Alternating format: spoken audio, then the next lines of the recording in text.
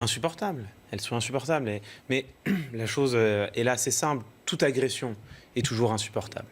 Mais quand cette agression est portée à l'encontre d'un individu, non pas pour ce qu'il a fait, quoi que ce soit, mais pour ce qu'il est, on arrive dans le domaine de l'intolérable. Et c'est le cas ici, cette agression transphobe, comme les agressions homophobes, comme les agressions racistes, comme les agressions sexistes. Au fond, dès lors qu'un individu est attaqué en raison de son identité ou de son identité supposée, c'est intolérable. Et les actes de ces agresseurs sont inexcusables. Alors, ces images ont été prises dans une manifestation en relation avec ce qui se passe en Algérie. On voit très bien sur les premières images une jeune fille qui tente d'empêcher la jeune femme de monter vers l'escalier les plus excitée. Et malheureusement, la confrontation a lieu. Jean-Claude Dacier, votre réaction ? Ça existe et ça arrive en France.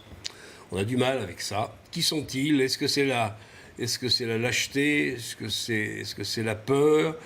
Qui sont-ils ? Au début, on pouvait hésiter. Est-ce que c'est des petits blancs d'extrême droite ? Est-ce que des jeunes d'origine maghrébine ? Vous dites que c'est une manifestation pour l'Algérie, en fait, pour dire de jeunes, solidarité avec l'Algérie. Jeunes maghrébins, ce qui ne nous rassure pas, parce que on sait bien que dans certains pays arabes, l'homophobie veut dire lapidation, et que ce sont des situations qui ne sont pas encore tolérées en 2018, et qu'hélas, dans nos banlieues, il arrive, c'est pas tous les jours, heureusement, c'est assez exceptionnel ce type d'image, mais ça arrive encore.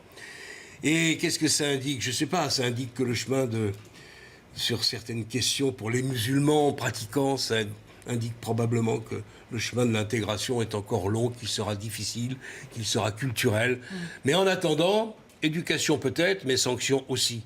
Parce que la sanction, ça se comprend tout de suite. La justice a ouvert une enquête, Isabelle Floren. Oui, c'est insupportable de voir ces images.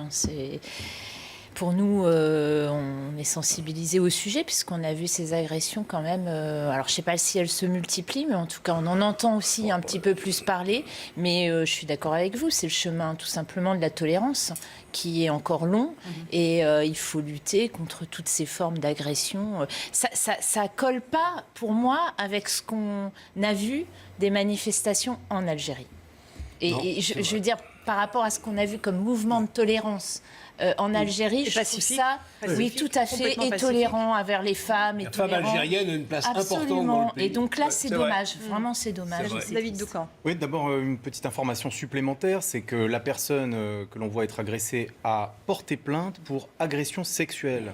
C'est SOS Homophobie qui en a fait l'annonce il y a quelques instants. Et une agression sexuelle donc qu'elle dénonce et qui aurait eu lieu, donc selon ses dires, avant les images que vous diffusez et que nous avons pu observer sur les réseaux sociaux depuis quelques temps. Donc je donne cette information supplémentaire. Absolument. Ensuite, sur le côté, ça n'arrive pas souvent. Alors, les responsables associatifs, justement, disent c'est terrible parce qu'en fait, là, c'est médiatisé. On a une vidéo, donc on peut médiatiser. Mais la réalité, c'est que ça arrive très souvent. Disent les responsables associatifs, comme par exemple SOS Homophobie. C'est une explosion, on a pu le constater, on en a parlé régulièrement sur nos antennes. Des agressions homophobes dans Paris, à Lyon, on se souvient encore récemment d'une gendarme qui a été agressée avec sa compagne à Lyon. Donc ce n'est pas du tout un phénomène marginal, au contraire, c'est un phénomène très inquiétant par son ampleur, par l'ampleur qu'il prend. Ensuite, sur les circonstances, ces manifestations Place de la République, au même titre que celles qui se déroulent à Alger ou Constantine, depuis le début, sont des manifestations pacifistes, où il règne une ambiance, moi j'y suis passé plusieurs fois, une ambiance vraiment sympathique, où on fait de la politique, où il y a vraiment dans les prises de parole du haut niveau de débat politique, et ça gâche tout. Ça gâche tout, vous avez raison. C'est vraiment, ça entache ces manifestations qui jusqu'à présent ont été exemplaires, intéressantes, de qualité et d'ailleurs que l'on a pu comparer puisqu'elles se déroulent souvent le samedi, place de la République, avec d'autres manifestations qui systématiquement ont fini dans la violence. Gabrielle Cluzel. Alors, moi, je ferai 3 remarques. La première, c'est que cela montre que la sécurité est un problème à Paris, que ce soit dans une foule ou que ce soit dans une rue déserte. Mais c'est un sujet qui n'a pas du tout été évoqué. Il revient là de façon prégnante par tous ceux qui se présentent actuellement à la mairie. On parle beaucoup de numérique, d'écologie, jamais de sécurité. Je crois qu'il y a 35 000 agressions par an à Paris. C'est un vrai sujet. Sur ce cas précis, en effet, il faut quand même voir qui sont les agresseurs, parce qu'il y a une idée qui a été entretenue selon laquelle les agressions homophobes seraient le fait de populations issues de la Manif pour tous qui auraient fait monter l'homophobie. Moi, je crois que se tromper sur la nature des agresseurs, c'est ne pas rendre service aux victimes, parce que on ne peut pas prévenir. Donc en effet, il faut se rendre compte de ça sans déni de réalité. Moi, je suis un petit peu toutes ces affaires et je regarde qui sont les agresseurs qui passent en justice et c'est important là-dessus de ne pas faire de déni de réalité. Donc, la troisième question, voilà. Non, mais il y a en effet une explosion. Ils sont issus des banlieues, en effet, parce qu'ils arrivent avec une culture différente qui véhicule de l'homophobie et ce sont eux qui se rendent coupables généralement des agressions homophobes. Mais vous avez des chiffres? Je vous demande, non, je n'ai pas de statistiques, mais je suis fait divers après fait divers, parce que vous avez raison, hein, il y en a eu vraiment un certain nombre. Mais alors c'est vrai que je ne peux pas vous produire de statistiques. Le fait est qu'en l'occurrence, là, vous serez d'accord avec moi, ce n'est pas issu de la Manif pour tous. Nous sommes d'accord. Et le troisième point, et j'en terminerai par là, c'est que je trouve qu'actuellement, nous sommes dans un climat compliqué, avec beaucoup de manifestations qui sont difficiles à vivre pour les Parisiens. Alors autant je trouve légitime et tout à fait admirable, même parce qu'ils le font dans des conditions tout à fait pacifiques, que les Algériens manifestent en Algérie, autant j'avoue que je m'interroge sur ces manifestations en France, parce que ça ne viendrait pas à l'idée d'aller manifester contre Macron en Algérie. Voilà, c'est une vraie question. Ça, c'est encore une autre... Est-ce que c'est pas rajouter... Oui, mais ça rajoute de la manifestation à la manifestation. Il y a des manifestations tous les dimanches, tous les jours, pour d'autres pays. Il n'y a pas de communauté française aujourd'hui en Algérie qui pourrait manifester. Il y a une communauté algérienne, en revanche, en France. Absolument. Et elle existe, elle est là, elle a le droit de s'exprimer, y compris dans nos rues. Primo Viktorovitch. Madame Cluzel disait à l'instant qu'il ne fallait pas lier les actes homophobes à la Manif pour tous, et elle avouait ne pas avoir de chiffres ni de statistiques. Moi j'en ai, figurez-vous, madame. Quand on regarde, c'est les chiffres de SOS Homophobie qui ne sont pas contestés, me semble-t-il.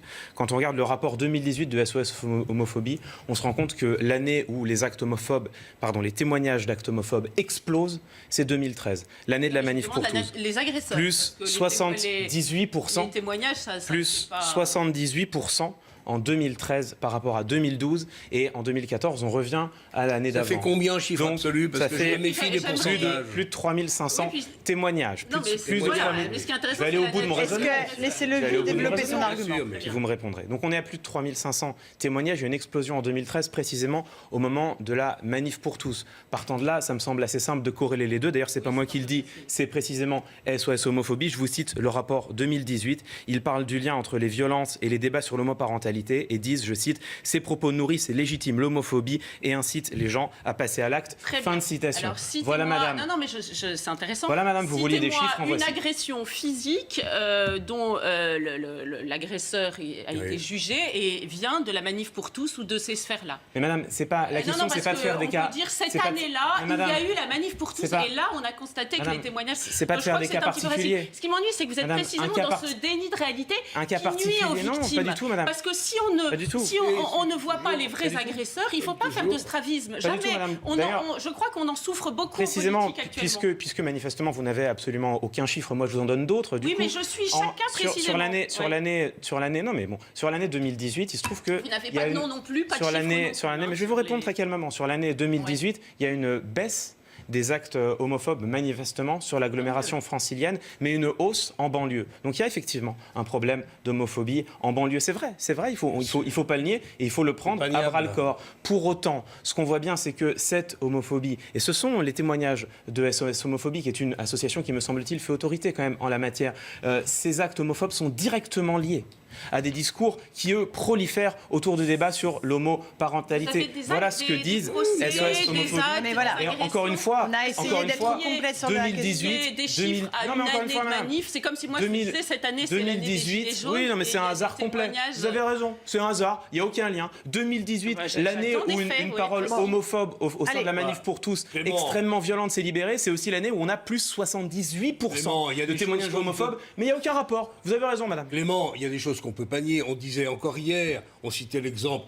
un petit peu amusant de Clooney qui lance un appel pour dire que dans certains pays arabes, on lapide encore des homos. Et quel est le rapport Ben, le rapport, de ce qui se passe dans il les est pays évident, arabes c'est qu'il y a culturellement et religieusement une relation à l'homophobie qui n'est pas pas dire ça. acceptée. Oh, Bon, on je ne peux peut pas pas dire dire ça. ça. Non, mais Vous êtes dans À le l'homosexualité. l'homosexualité, pardon. Comme Alors, d'habitude, allez, David dans le Doucan. déni de réalité. Stop, je suis- David je suis Doucan, navré, et franchement. on va passer à un autre Non, sujet, pardon, voilà, parce c'est qu'on... comme le voilà. reste. Sans Stop, généralisation stop, stop, absolue. stop. Toujours dans le Généralisation déni de absolue. réalité, comme Stop, ça, c'est plus stop. pratique. Mais non, sans déni de réalité, Bon, Jean-Claude.